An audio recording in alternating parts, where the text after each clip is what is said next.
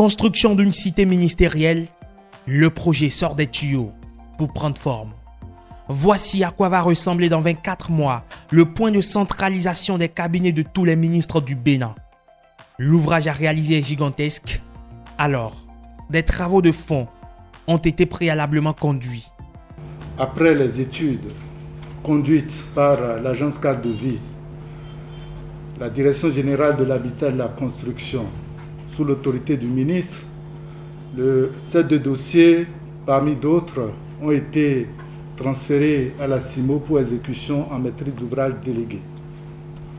La CIMO a pris le relais et a conduit toutes les opérations de finalisation et de sélection des entreprises.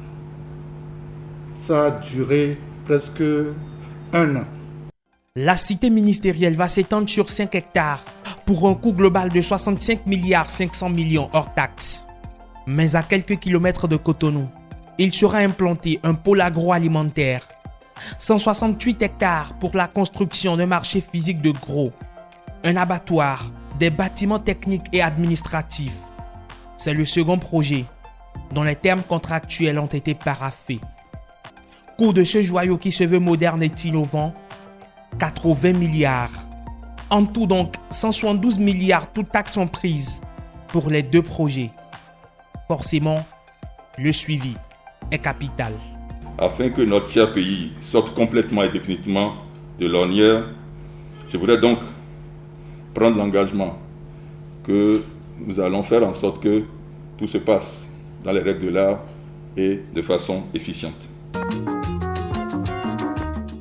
2 ans rigoureusement pour livrer le chantier et l'entreprise en charge des travaux rassure.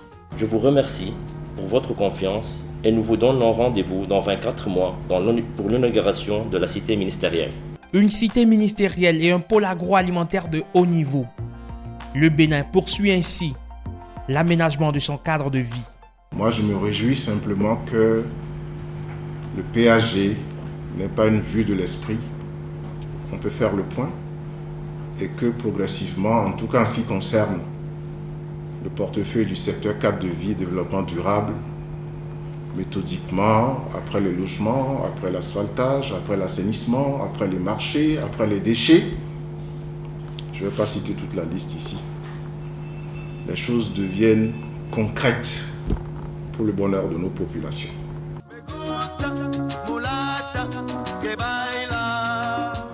Une date, 1er février, et le compte à rebours peut démarrer pour une course contre la montre.